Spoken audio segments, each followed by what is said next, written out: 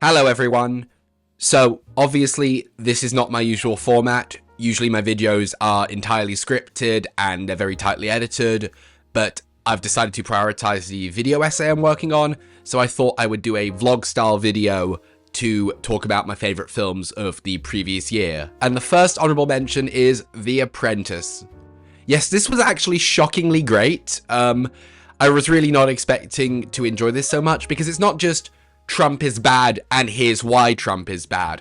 It's a whole portrait of the 1970s and 80s business world in New York that Trump is a product of, and it really doesn't hold back. It's a film which grants the audience intelligence enough to know these people are bad. You don't need to be told this, and the way they talk has an air of realism to it. There's a lot of slurs, left, right, and center, homophobic and racial slurs being said super casually and super consistently, and it really rings true, and you can see the world that Trump matured in like that.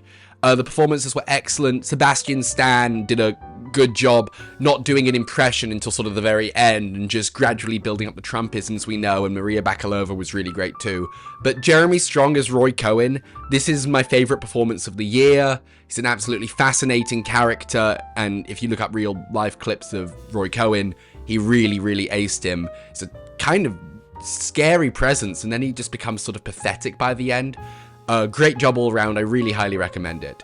Second honorable mention, Red Rooms. I already did a full review of this, but it has proven to be one of the most thought-provoking films of the year. I'm consistently thinking about it. I'm definitely going to rewatch it sometime soon. Really dark thriller, kind of in the vein of Fincher. Someone actually compared it to Haneke, and I wish I had come up with that, because it is actually somewhere between those two. But even though there is a crime element to it, as in like a more traditional, is this person guilty or not, it's more a character study of these women who are obsessed with basically true crime, with this serial killer case. They portray these women really humanistically, but again, similar to The Apprentice, it doesn't need to tell you they're messed up. You can kind of infer there is a bit of borderline psychopathy in at least the main character, excellently played by Juliette Giappi, whereas Lauren Babin, his character's a bit more sympathetic, I'd say, and you really feel for her. There's a scene in particular where she's calling a television host. It's great. Fantastically directed by Pascal Plante. Real air of realism to it, real grit. It's a film from Montreal, and French Canada really seems to have taken to it. I've seen multiple times it referred to as the best film to come out of French Canada. I would say in Sondies, but they seem very proud of this film, and rightly so. Last honorable mention, and I kind of can't believe this didn't make it into the top 10, it's Hoard. I have no idea, if you're not from Britain, if you even saw this. In fact, most people from Britain didn't see it. I missed this at the 2023 London Film Festival because I actually heard kind of a lot of negative buzz about it. Dead wrong. This was really divisive, but I'm firmly on the side of this is a work of genius. But it's a really weird film. The best way I can describe it is it's kind of Ken Loach social realism mixed with David Cronenberg psychosexual borderline body horror. And if that sounds weird and it shouldn't work, correct, but it does. Luna Cameron pulled this off so well. It's really depressing film, actually, because if this was like a Ken Loach film, it would be about how society are failing the main characters, but it's not. It's just sort of taken as a given they're being failed by the institution of the country, and it's more just a matter-of-fact depiction of mental health among other themes, and it did leave me very upset. It's not going to be for everyone. It's bleak, and it's weird, and it's also got that absolute grit that you find in British cinema, in the best of British cinema, like your Annan Clarks or your Ken Loach. Amazing performance by Sora Lightfoot-Leon and Joseph Quinn and Hayley Squires, who's not in it for long. I mean, Hayley Squires is fantastic. We've known this since I, Daniel Blake. Please seek it out. If my description sounds like something you'd want to see, I really highly recommend it sitting out. If Cameron keeps up this thing, she'd be an amazing cult voice in cinema.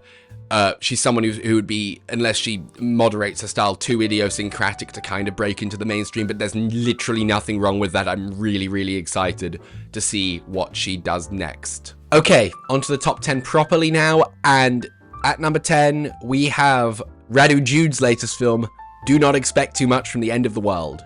This is Jude's best film since I Do Not Care If We Go Down in History as Barbarians. Man loves his crazy titles. Yeah, I named Barbarians my favorite film of 2018. This is not quite as good as that, but boy, I enjoyed the hell out of this. It's really funny, really darkly funny, because this might sound a bit dull, but workplace accidents, especially when it takes it as seriously as this film does, it's actually a pretty dark subject to make a comedy about. Might not sound it, but it's a serious thing.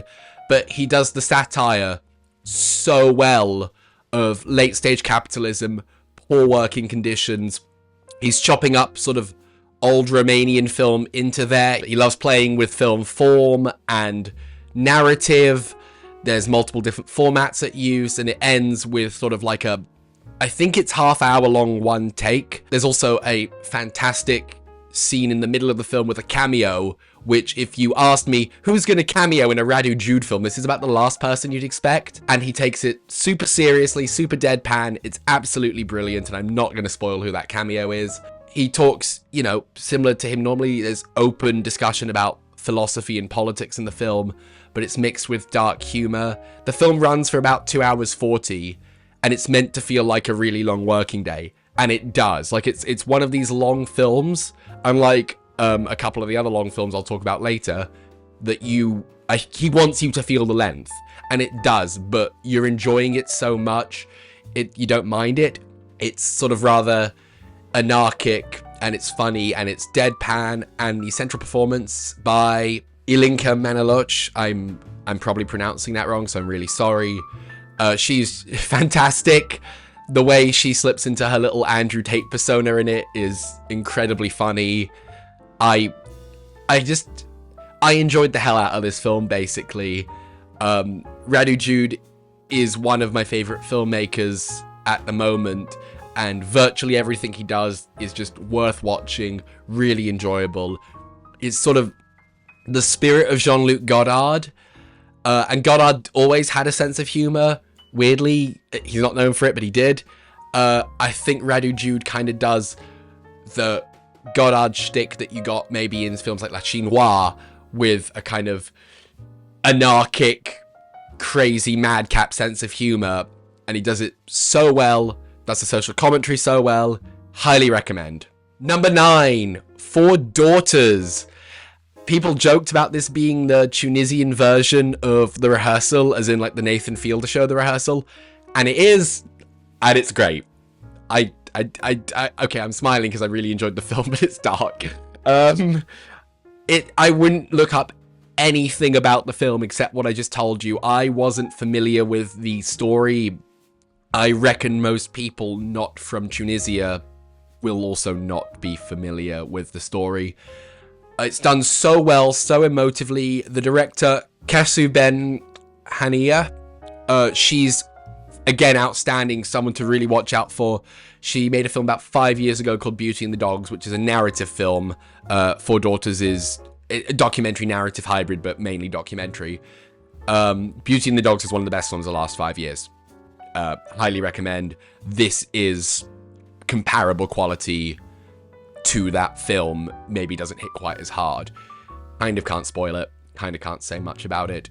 Tunisian, The Rehearsal, dealing with very prescient topics of women's rights and theocracy. Go watch it. Number 8, My Old Ass, which I reviewed and I gave a glowing review to, and it is only at number 8, which is a real good sign.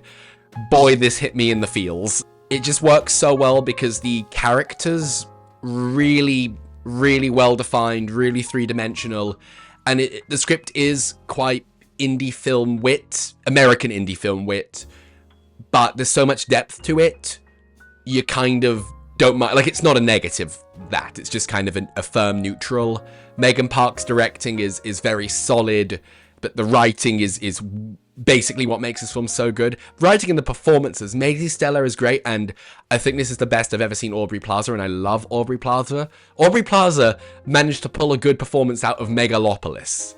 She's a great actor. There's just no denying. It really hits you in the feels. It's got like a kind of philosophical twinge to it, but it's much more character focused. It's a very short runtime movie, colorfully directed, emotive, poetic. It really, the actual scenarios kind of really, they just touch a very human worries and concerns, and I was really invested in it. You know, I knew from about 20 minutes into the film I was going to love it, and I did. It did not disappoint. It's funny and it's heartfelt, and everyone will like this film. And it got really underseen. I don't know why. It had like film festival buzz, and then no one went to see it. Number 7. Back to depressing. Number 7 is No Other Land. This is a documentary about Palestinians being kicked off their land in the West Bank. Everyone has obviously been focused on Gaza for the past year and so, quite rightly, but let's not forget the West Bank is still a thing where Palestinians are being kicked off their land, and it's actually gotten worse since the October 7th attacks too, and we're not hearing enough about it. This shows the work of activists, peaceful activists. They're being kicked off their village, basically, because the IDF want it for a training ground, and they want to move them to the big cities where they can be controlled. It's really upsetting. It is no other way to describe it. It's brave filmmaking, because when they go out with the camera, they can die.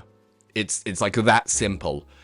And maybe as a narrative, because it's more of an expert work of journalism, doesn't quite work 100%. But as a work of journalism and as a character study, a relationship study of Basil and Yuval's relationships, one of whom is Palestinian, the other is Israeli, it's fantastic. And watching Basil, the Palestinian, kind of gradually get broken down as the film goes on is heart-wrenching. There's some really important footage in the film. You see a settler attack, and you see the IDF just sort of standing there, basically there to defend the settlers. It's such an important film. It was nominated for Best Documentary, deservedly so. Basically, you have to watch it. You have to see what's going on, and it's an outstanding film, and it deals with the relationships between Israeli peace activists and Palestinian, activists and civilians, but who live under a very, very different set of circumstances to the Israelis.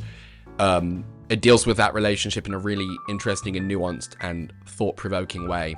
Number 6, The Brutalist. So one of the big Oscar films of the year, possibly the biggest. Shot on 70mm in VistaVision, an old format.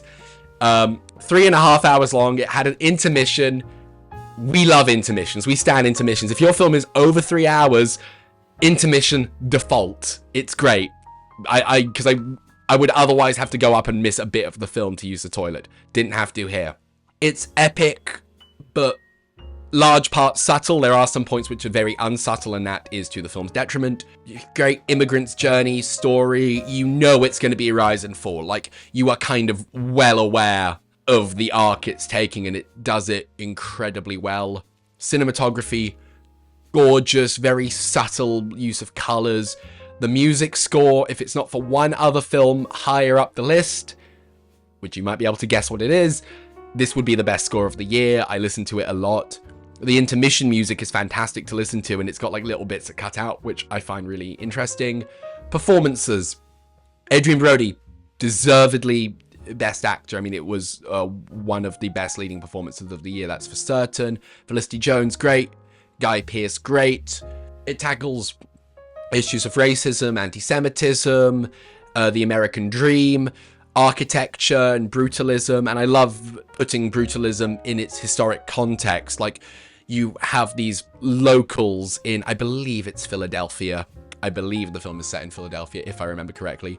And they're wary of these brutalist architectures because the guy's coming, he's a Jewish immigrant, and they're also wary he may well be a socialist. In fact, he literally may well be a socialist that would track, and it's considered super subversive what he's doing. The ending proved divisive.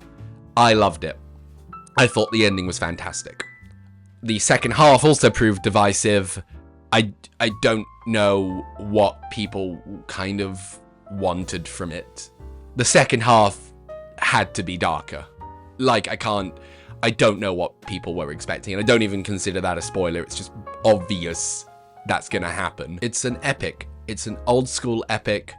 It reminded me a lot of There'll Be Blood. I'm gonna say about every film on my top 10, obviously, it's worth watching.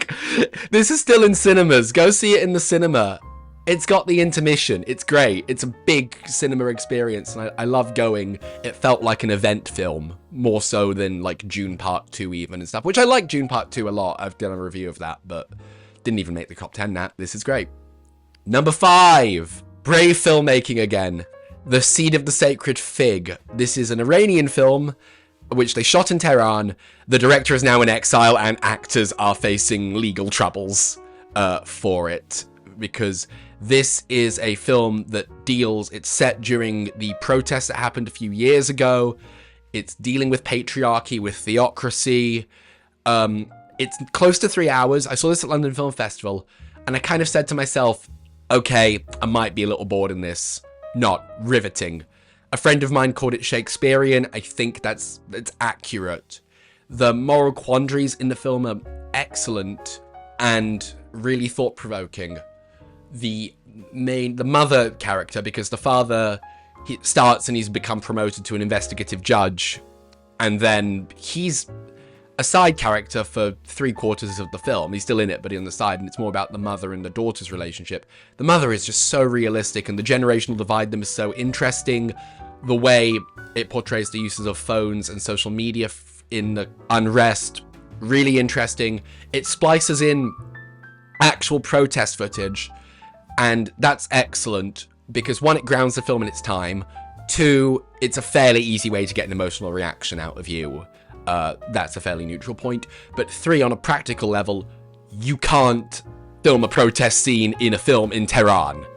You know, they filmed this in secret, and because the main family looked like a stereotypical Iranian family that you'd see on TV, the director said they were actually getting yelled at on the street by people who are saying, how can you work for the regime? Because it looks like that on the surface, but it's not. There are a couple of really poorly directed action sequences. I kind of would have given this film a 10 out of 10 if it wasn't for that. As it stands, it's a 9.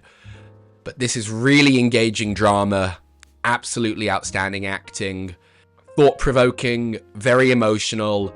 It's sort of everything you'd want in a film, frankly. I think this one is still in cinemas. You'll love it. If you're put off by 3-hour-long Iranian drama, don't be. It's great. It's borderline thriller. It's tense. I was glued to it. Number 4, I gave it a glowing review. It's only at number 4. Strange Darling. Yeah, this is so good. It's like a kind of early Tarantino, early Coen brothers, kind of super stylish, slightly subversive thriller, but with kind of a modern twist to it. I've heard it said that if it wasn't for the non-linear story, it wouldn't be as good. That's correct. But the non-linear story makes a film so engaging, and it still would have been fine. It just... The storytelling is great, and it's obviously great, and it's not unpredictable. It starts in the middle, and it starts at chapter 3, I believe, so you kind of know you don't have all the information at the start of the film. Really clever dialogue. It's not naturalistic dialogue. It's that stylish Tarantino, Coen brothers dialogue, performed with such flair and confidence by Wyler Fitzgerald and Carl Gallner that it's believable. It's not realistic, but you're enjoying it so much, in the same way you enjoy a Tarantino script and you don't go, well, this is super realistic and this is how everyone talks. The directing is really stylish. J.T. Molnar, it's his second feature, I believe, and boy, Man, the stylish lighting, camera work, it's just great filmmaking. It's super tongue-in-cheek as well, and I think that's what some people missed with the film. Okay, I know it when it starts with, this film was shot on 35mm, that's lame as hell. But other than that, it is super tongue-in-cheek. And, it's hard to talk about without spoiling, because this is one you shouldn't know the plot before you go into. It does the erotic thriller thing so well. The visuals, the costuming, the sets, the colours, great fluid camera work, great performances, stylish script. If that sounds like your cup of tea, which it probably is 90% of the people watching my channel's cup of tea is, you should watch it. It's a great indie film. It's such an announcement of new talent. I really, really, really enjoyed this one. I went to the cinema. I heard sort of vague buzz about the film only. That was it. And I was like halfway through, I was just sat there being like, boy, I'm so glad I saw this in the cinema. Like, I'm so glad I went out in the rain for this one. It was totally worth it. Number 3, another one that I gave a glowing review to, and it could have easily been my number 1. Wouldn't have complained, wouldn't have gone, oh, it's a shame this is my number 1. Yet it's at number 3, Challengers. You know, the more I think about it, this is Luca Guadagnino's best film. It was so enjoyable, so thrilling. I mentioned at the Brutalist, if it wasn't for one other film, best score.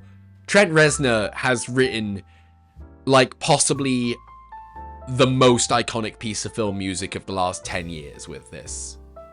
You might be able to think of something else, because, like, the Avengers theme is a while ago. God damn, it's intense, and, like, the second you hear the beat, you know exactly what it's trying to provoke emotionally. It'd be really easy for parody because of that. Performances are great. I said in my June Part 2 review earlier this year, I wasn't sure if Zendaya could act, and then when we got to Challengers, I was like, nope, she can. She was fantastic in it. So was Mike Feist and Josh O'Connor.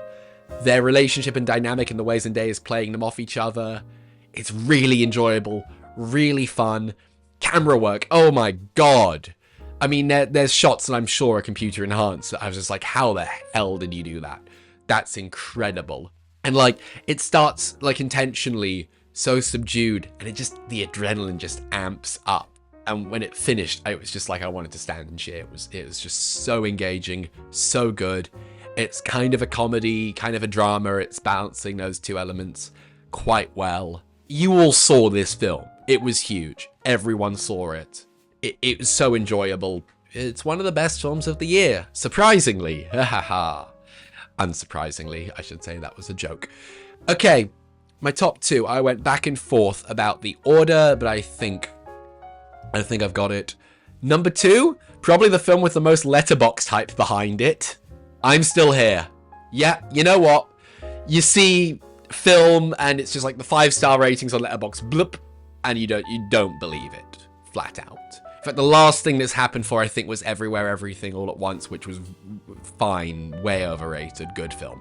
It's similar to My Old Ass, like, it starts and you go, oh, this is going to hurt me, and it really does. It's set in the military dictatorship in Brazil, and it does such a good job at balancing this, like, nostalgia for the 70s with the costumes and the music especially, and the lifestyle, a very middle-class lifestyle, I should say, with the, like, raw anger of this film. Because, again, similar to The Brutalist, you're not watching this being like, well, I'm going to watch a film about a happy family living in military dictatorship. You know it's not happening. It's not zone of interest. This is a Walter Salles film who directed Motorcycle Diaries. I think it's better than Motorcycle Diaries, even, and Motorcycle Diaries is really, really good. Fernanda Torres, she was nominated for Best Actress. I knew they weren't going to give it to her. Mikey Madsen for Honora was still a worthy pick, but no, she deserved it, Fernanda Torres. And Selton Mello is great as Congressman Rubin. It's based on a real story. The acting is incredible. There's a lot of one takes. As the film goes on, you're aware that it's not just a film about military dictatorship, and indeed it's not just a film about Brazil now. I saw it at London Film Festival as a Q&A, and someone asked, are you trying to say something about Brazil now? And to which they just sort of went, well, duh. But also a film about how you deal with the past It's not done like super gritty like Steve McQueen's Hunger, let's say, but you still feel that this is a really realistic portrayal of living in a military dictatorship. They can go about their lives normally. You see stuff in the background.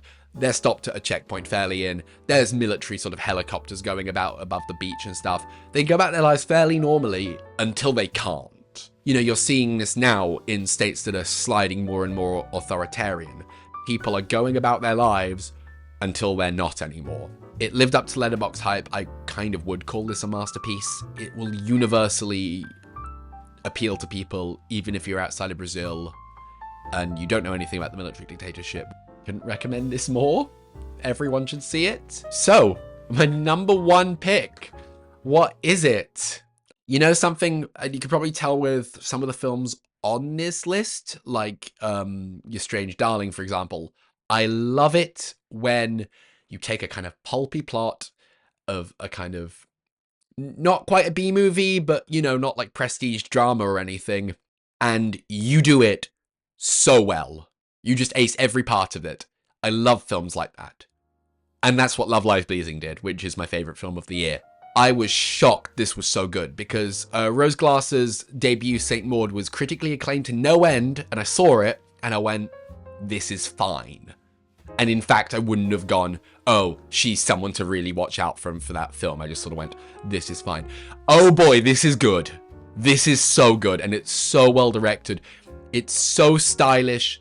The 80s period setting is so good. There's all this neon everywhere, all these long takes, these surrealist elements that merge so well into this plot. And it's your kind of typical crime plot. I mean, it really is a typical crime plot, but there's so much nuance between the characters' relationship. I mean, Kristen Stewart, I think this is the best performance I've seen her in. She's great. Cathy O'Brien, fantastic. Ed Harris, oh yeah, he's a good villain. And the interrelationship between these three characters, really clever, really subtle. There's a lot of humor in the film. There's also a lot of darkness. Like, it's not fucking about. I'm kind of surprised this only got a 15 rating, even in this day and age. I mean, I was like on the edge of my seat. Flat out on the edge of my seat. I was laughing at points. At points I was like, oh my god. It's really clever. It's really thrilling. You've got the style. You've got this kind of three-dimensionality, the nuances between the characters, the moral ambiguity of everything. And then you get this sort of great little thriller. It's kind of perfect.